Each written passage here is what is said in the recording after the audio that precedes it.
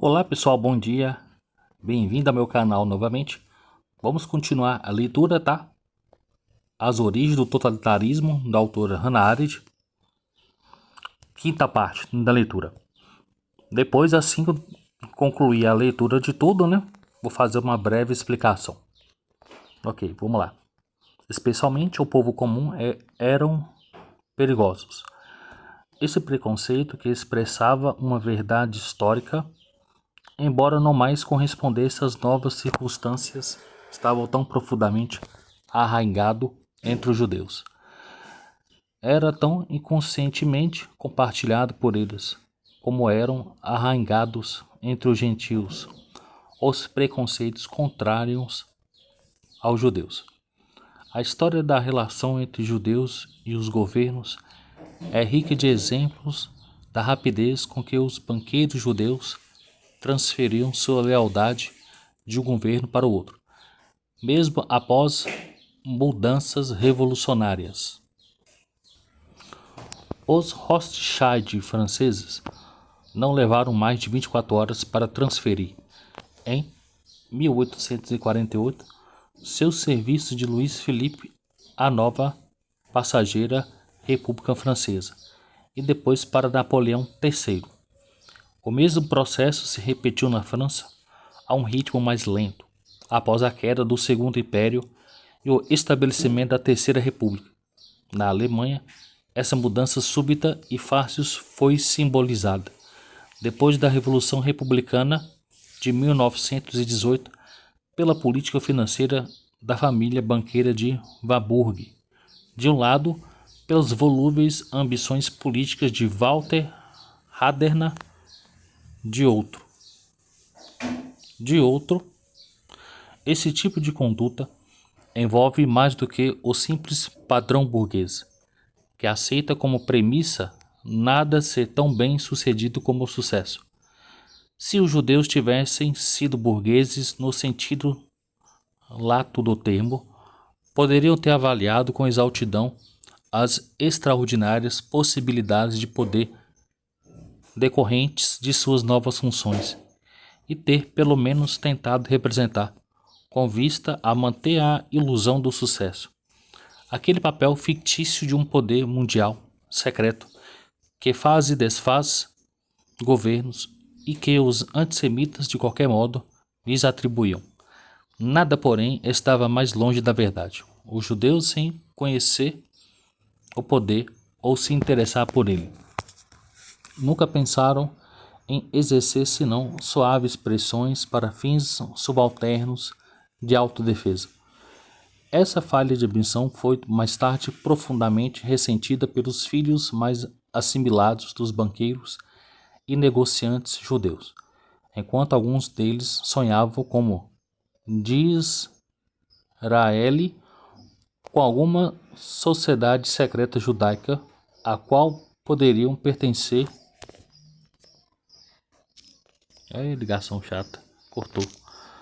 A qual poderia pertencer, mas que nunca existiu.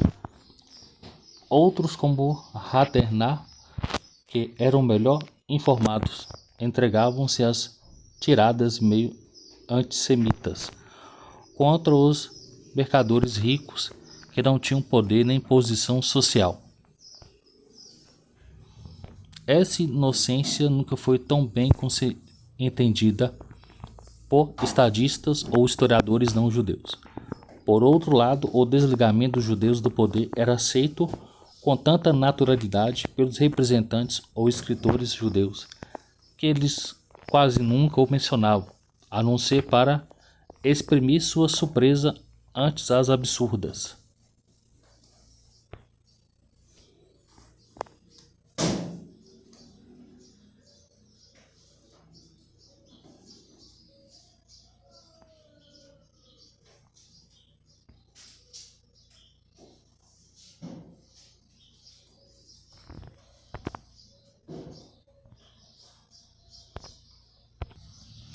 Suspeitas levantadas contra eles nas memórias dos estadistas do século XIX, encontram-se frequentes observações que pressupõem a dependência da eclosão de guerras da vontade de um Rothschild de Londres, Paris ou Viena. Mesmo um historiador sóbrio e digno de fé, como Robson, podia dizer ainda em 1905, alguém supõe seriamente que qualquer Estado europeu pode fazer guerra ou subscrever um grande empréstimo estatal, se a casa de Rothschild e suas conexões se opuserem. O próprio Metternich mantinha firme convicção de que o Rothschild desempenhavam na França papel superior ao de qualquer governo estrangeiro, tendo afirmado aos Rothschild vienenses pouco antes da Revolução de 1848: se eu desaparecer, vossa casa desaparecerá comigo. A verdade é que os Rothschild tinham tanta noção política quanto qualquer outro banqueiro judeu, e como seus correligionários, jamais se aliavam a um governo específico, e sim a governos, a autoridade em si.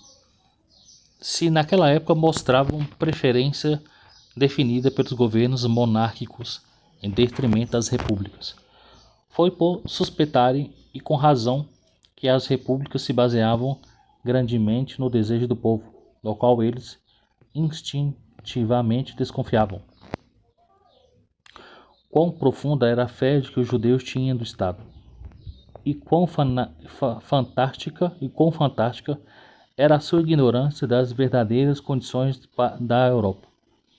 Foi revelado nos últimos anos da República de Weimar, na véspera da tomada do poder por Hitler, quando já razoavelmente apavorados com relação ao futuro, os judeus procuraram uma vez engajar-se na política, com auxílio de alguns não-judeus.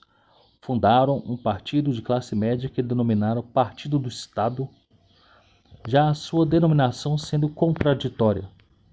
Estavam tão ingenuamente convencidos que seu partido, que supostamente os representava na luta política e social, se confundisse com o próprio Estado, que lhes escapou até a análise da relação entre um partido e o Estado.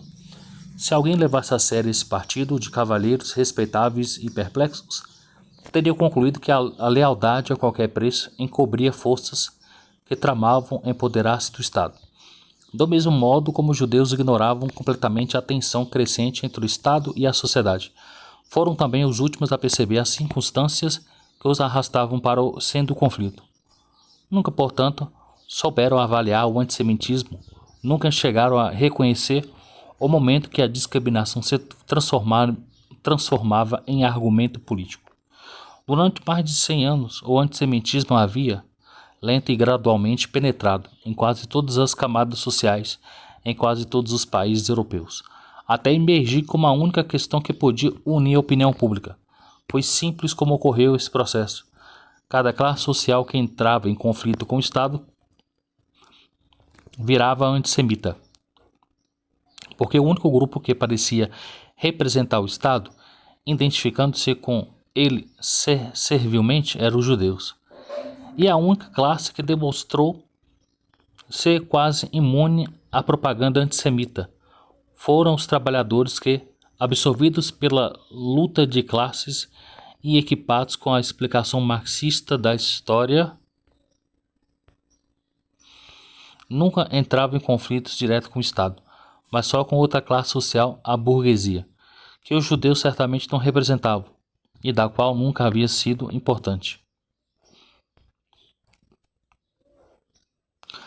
A emancipação política dos judeus no fim do século XVIII em alguns países e a discussão do problema do resto da Europa Central e Ocidental causaram a mudança da atitude dos judeus em relação ao Estado, a qual foi, de certa forma, simbolizada pela seção da casa dos Rothschild. A nova política desses judeus da corte, que foram os primeiros a se tornar banqueiros estatais, veio à luz quando, insatisfeitos em servir a um príncipe ou a um governo, decidiram internacionalizar seus serviços, pondo-os simultaneamente à disposição dos governos da Alemanha, da França, da Grã-Bretanha, Itália e Áustria. Até certo ponto, essa orientação sem precedentes resultou na reação dos Rothschild. aos perigos da verdadeira emancipação que, juntamente com a igualdade, ameaçava nacionalizar os judeus dos respectivos países e destruir as próprias vantagens inter-europeias sobre as quais havia repousado a posição dos banqueiros judeus. O velho Mayer Aschel Rothschild, fundador da casa, deve ter reconhecido que a condição inter-europeia dos judeus já não estava segura, até que era melhor que ele tentasse consolidar essa singular posição internacional no âmbito de sua família. O estabelecimento de seus 5 filhos nas 5 capitais financeiras da Europa, Frankfurt, Paris, Londres, Nápoles e Viena, foi a engenhosa resposta que encontrou para a solução do embaraçoso problema da emancipação dos judeus. Vamos lá. Os Rothschild haviam iniciado sua especular carreira a serviço financeiro do príncipe de Hessen, importante financiador e agiota. O príncipe ensinou a uns Rothschild a prática comercial e introduziu a muitos de seus clientes. A vantagem de Rothschild era ter residido em Frankfurt, o único grande centro urbano alemão do qual os judeus nunca haviam sido expulsos, e onde no começo do século XIX constituíam quase 10% da população. Os Rothschild iniciaram-se como judeus da corte sem estar sob jurisdição de nenhum príncipe ou municipalidade, submetendo a autoridade direta do imperador distante em Viena. Aliavam assim as vantagens do status judaico da Idade Média com as do seu próprio tempo. Dependiam muito menos da nobreza ou das autoridades locais que qualquer outro judeu da corte. As atividades posteriores da casa, a enorme fortuna que reuniram, a sua fama tão simbólica, são suficientemente conhecidas. Ingressaram no mundo dos grandes negócios durante os últimos anos das guerras napoleônicas. Quando em 1811... Oh, tem mais? Eu quero, claro. Manga, né? Tá caindo manga aí? Tá não, você viu caindo manga? Essa manga tá boa. Obrigado, mãe. Obrigado, mãe. Nada. Essa manga tá boa.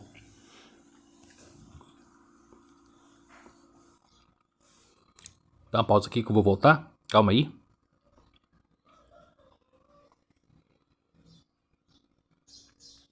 A 1816. Quase metade das subversões inglesas às potências do continente europeu passaram por suas mãos.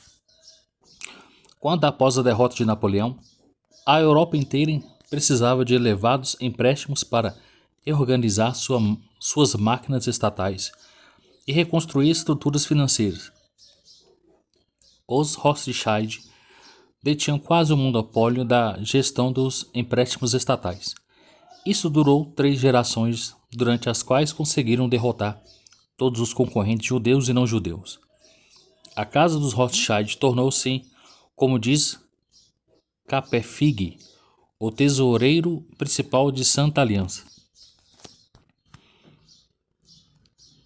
O estabelecimento internacional da casa Rothschild e a sua hegemonia alcançada como relação aos demais banqueiros judeus mudaram a estrutura dos negócios estatais judaicos. Desapareceu a evolução ocidental, desorganizada e sem plano, quando indivíduos judeus suficientemente astutos para se aproveitar de uma oportunidade, frequentemente galgavam posições de incomensurável riqueza, para cair em profunda miséria na geração seguinte. Aliás, isso não afetava os destinos do povo judeu como um todo, exceto quando esses banqueiros agiam como protetores de alguma comunidade. Mas não importa quão numerosos fossem os ricos agiotas judeus ou quão influentes fossem os judeus da corte. O fato é que não existia um grupo judeu definido que gozasse coletivamente de privilégios específicos e prestassem serviços específicos. Foi precisamente o monopólio de Rothschild na emissão de empréstimos governamentais que tornou possível e até necessária a utilização de capital judaico, canalizando uma elevada porcentagem de fortunas judaicas entre os negócios dos estados, o que gerou a base de uma renovada coesão intereuropeia dos judeus da Europa Central e Ocidental.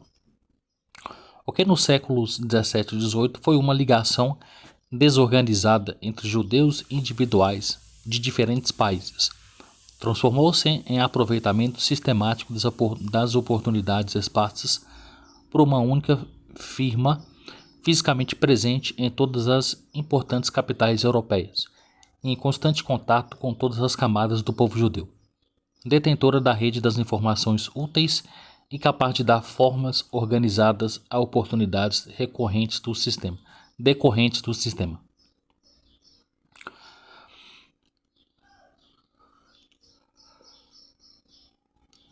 A posição exclusiva da casa Rothschild no mundo judaico substituiu até certo ponto os antigos laços de tradição espiritual e religiosa, cuja dissolução provocada pelo impacto da cultura ocidental, pela primeira vez ameaçada a própria existência do povo judeu. Para o mundo exterior, essa família tornou-se também um símbolo da realidade prática internacionalismo judaico no mundo de estados-nações e povos organizados politicamente em bases nacionais, onde poderiam os antissemitas encontrar melhor prova do fantástico conceito de um governo mundial judaico do que nessa família, unida, embora ativa em 5 países diferentes, proeminente em toda parte, em íntima cooperação com os governos distintos, cujos frequentes conflitos jamais abalavam a solidariedade de interesses existentes entre os seus banqueiros estatais, constituíam-se no símbolo que nenhuma propaganda poderia ter criado para fins políticos de modo mais eficaz. A noção popular de que os judeus eram unidos por laços supostamente mais estreitos de sangue e de família que os outros povos era até certo ponto estimulado pelo que ocorria nessa família, símbolo vivo e atuante da importância econômica e política que emanava na visão popular do povo judeu. A consequência fatal foi simples. Quando, por motivos que nada tinham a ver com a questão judaica, os problemas raciais ocuparam o centro do cenário político, os judeus imediatamente foram ajustados como alvos pelas ideologias e doutrinas que definiam grupos humanos por laço de sangue e por características genéticas familiares. Contudo, outro fato, menos acidental, explica essa imagem do judeu. Na preservação do povo judeu, a família havia sido mais importante do que qualquer outro grupo político ou social do Ocidente, com exceção da nobreza. Os laços familiares constituíam um elemento mais forte e persistente na resistência do judeu à assimilação e à dissolução. Como a nobreza europeia em declínio fortalecia suas leis de casamento, linhagem, os judeus tornaram-se mais conscientes dos laços de família nos séculos de sua dissolução espiritual e religiosa. Sem a antiga esperança da redenção por um Messias e sem o solo próprio, o povo judeu tornou-se cônscio de que sua sobrevivência havia sido conseguida num ambiente estranho e hostil.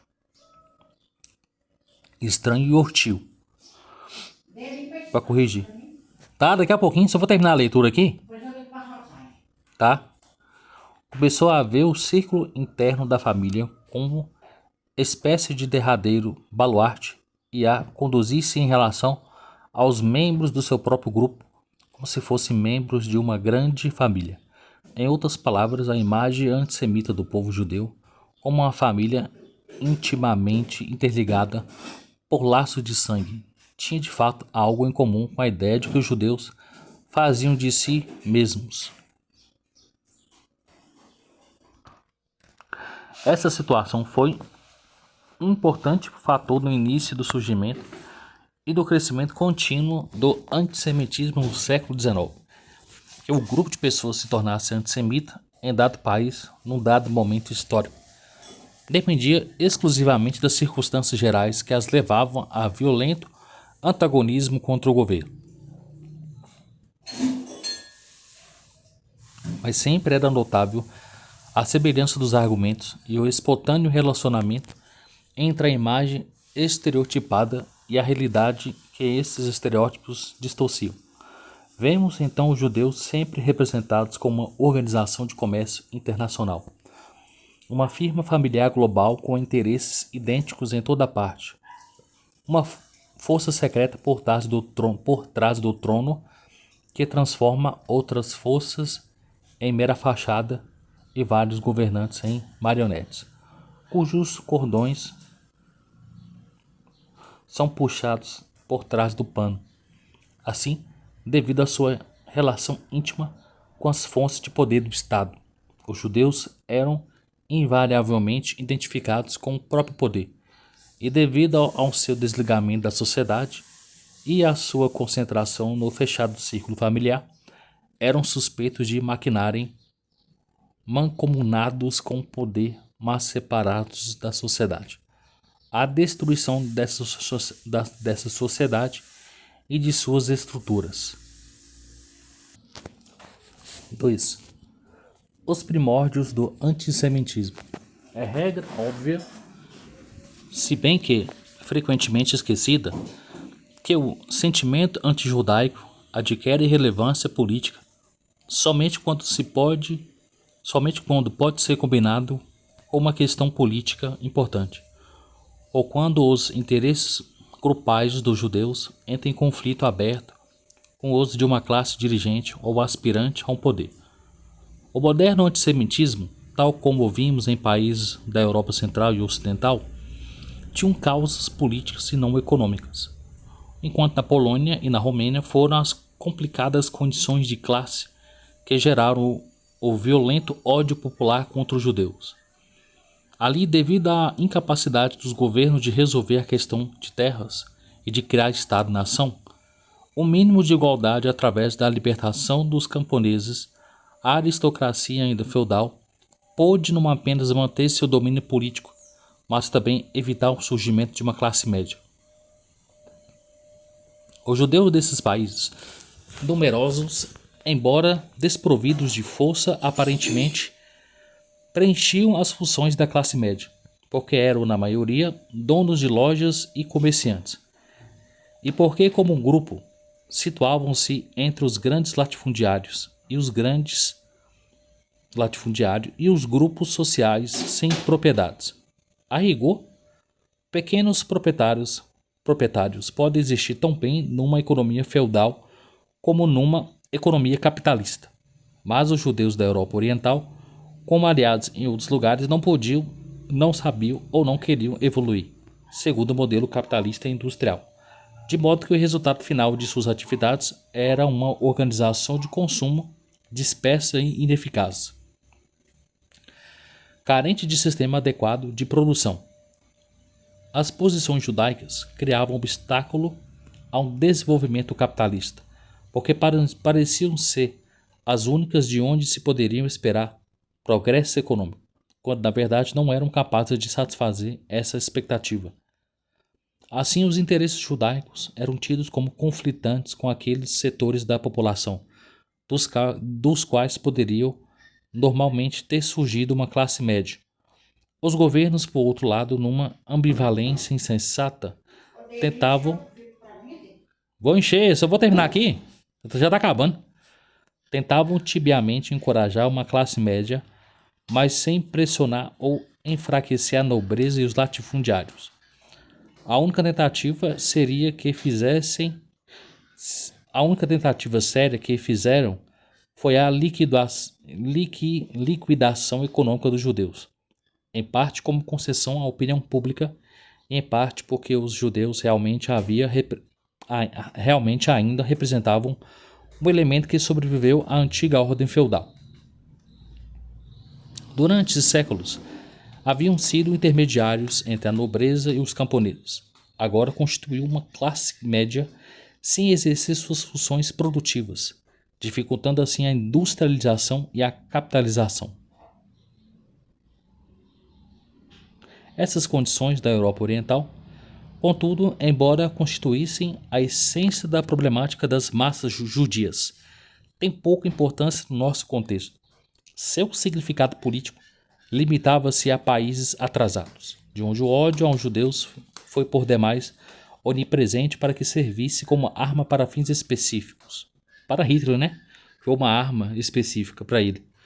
O antissemitismo flamejou primeiro na Prússia, imediatamente após a derrota ante Napoleão em 1807, quando a mudança da estrutura política. Vamos continuar aqui, só para recapitular algumas coisas importantes que eu achei interessante. É a relação entre o povo judeu e o Estado. Quer ver? Qual parte que tá aqui?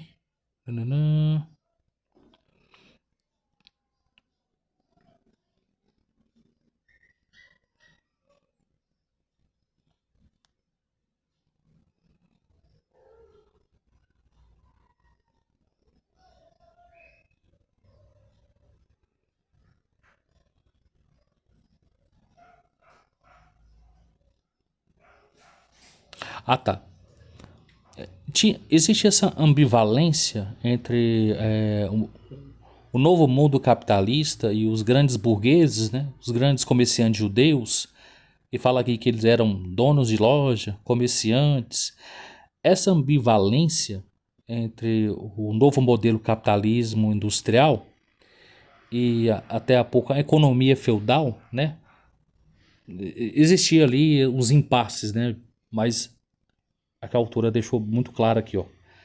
Os judeus desses países, numerosos embora desprovidos de força aparentemente, preenchiam as funções da classe média, porque eram na maioria donos de lojas e comerciantes, e porque como um grupo situavam-se entre os grandes latifundiários e os grupos sociais sem propriedades. A rigor, pequenos proprietários podem existir tão bem numa economia feudal como numa economia capitalista. Existia essa ambivalência entre os estados, entre o governo e a economia judaica. Mas os judeus da Europa Oriental, como aliás em outros lugares, não podiam, não sabiam ou não queriam evoluir, porque estavam ainda na economia medieval, segundo o modelo capitalista industrial, de modo que o resultado final de suas atividades era uma organização de consumo dispersa e ineficaz. Isso explica também a economia entrou em colapso, né? E aí o imperialismo que alavancou, que trouxe um novo estilo de economia, né? Que ainda estava arcaico ainda. Mas é interessante, ó. Mas os judeus da Europa Oriental, como aliás em outros lugares, não podiam, não sabiam ou não queriam evoluir segundo o modelo capitalista industrial. De modo que o resultado final de suas atividades era uma organização de consumo dispersa e ineficaz, carente de sistema adequado de produção. As posições judaicas criavam obstáculo ao desenvolvimento capitalista. As posições judaicas, elas criavam obstáculo ao desenvolvimento capitalista, porque pareciam ser as únicas de onde se poderia esperar progresso econômico. Ou seja, eles não tinham conhecimento, né, desse novo modelo capitalista industrial. Eles ficavam ainda no modelo comercial mercantilista mais arcaico, né, modelo medieval mais arcaico. E gerou, de certa forma, ao governo uma ambivalência, né? Gerou ali de certa forma, um conflito.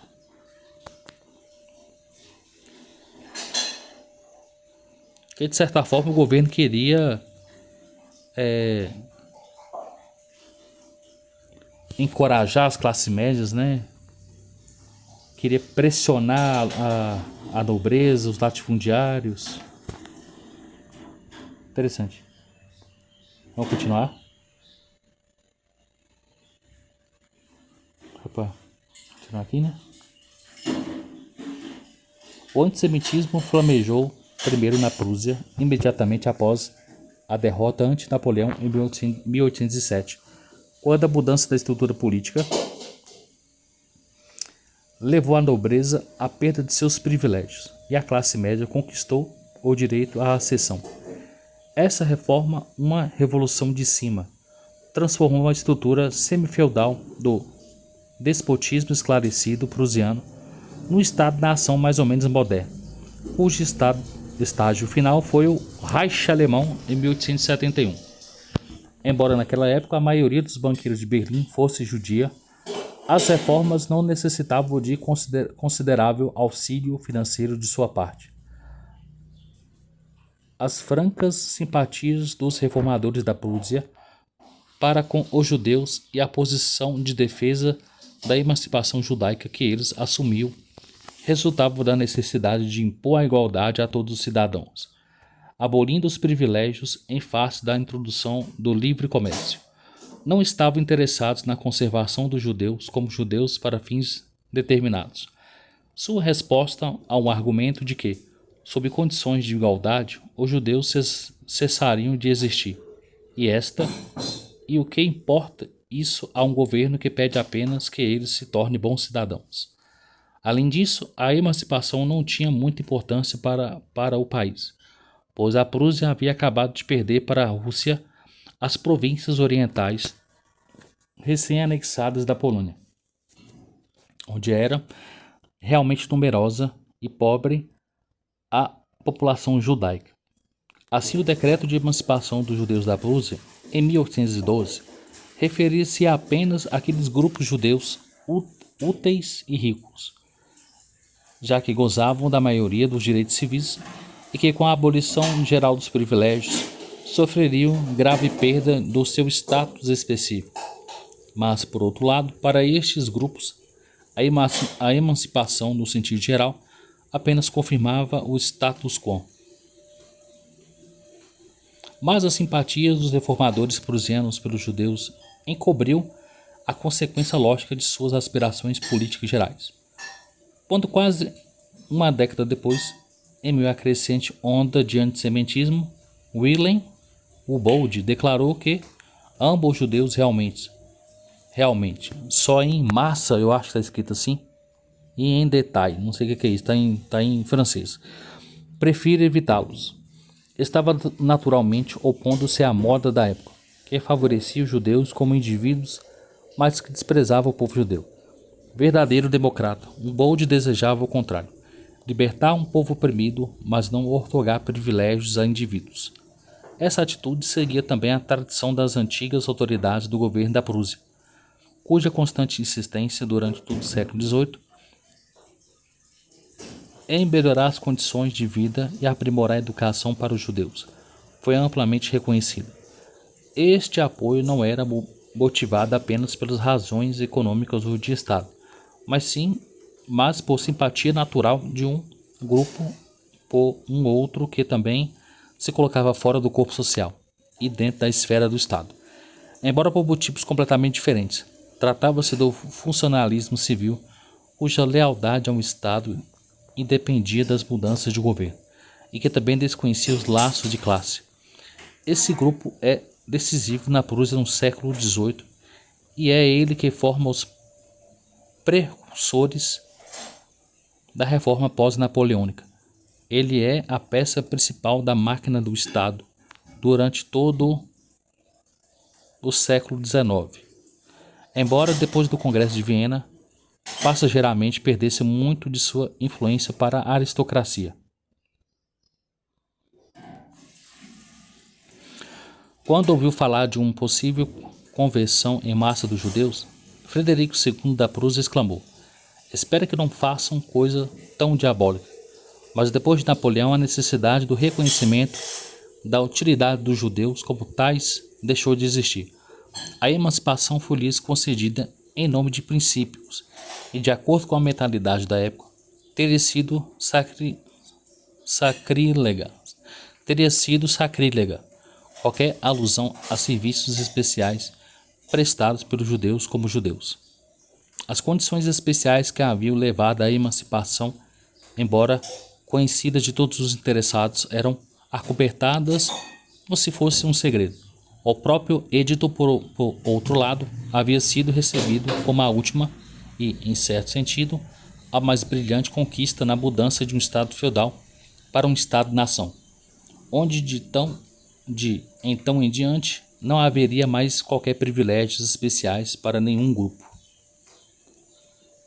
Entre as reações naturalmente amargas da aristocracia, que era a classe atingida por mudanças, estava uma súbita e inesperada erupção de antissemitismo. Seu mais eloquente porta-voz, Ludwig von der Marwitz, acho que é isso, Ludwig von der Marwitz, proeminente ideólogo conservador, apresentou ao governo uma petição na qual apresentava os judeus como o único grupo a gozar de reais vantagens, em consequência da alteração legal do sistema, anunciando a transformação da antiga e imponente monarquia prussiana em um Estado judeu. O ataque político foi seguido de um boicote social, que alterou o aspecto da sociedade de Berlim. Os aristocratas eram os primeiros a estabelecer relações sociais amistosas com os judeus, e a sua presença havia tornado famosos os salões de anfitriãs judias no fim do século XVIII, onde se reuniam grupos socialmente mistos. É verdade que até certo ponto essa ausência de preconceito resultava dos serviços prestados pelos agiotas judeus que, excluídos das transações comerciais maiores, encontravam sua única oportunidade nos empréstimos economicamente improdutivos e insignificantes, mas socialmente importantes a pessoas que tendiam a viver acima de suas posses. Essas relações sociais sobreviveram às monarquias absolutistas, que, com suas amplas possibilidades financeiras, tornaram obsoletos os negócios de empréstimos privados, e por conseguinte, a figura do judeu da corte. Por conseguinte, a figura do judeu da corte. A natural necessidade de um nobre em manter segura a fonte de auxílio de emergência levava-o frequentemente a um casamento com um jovem filha do judeu rico, que enfraquecia entre a nobreza o ódio dos judeus. Este surgia, porém, quando um judeu, mesmo que rico, deixava de socorrê-lo como judeu. Vou parar por aqui, tá? Aí eu vou continuar ainda a sexta parte. Um abraço a todos aí e boa semana.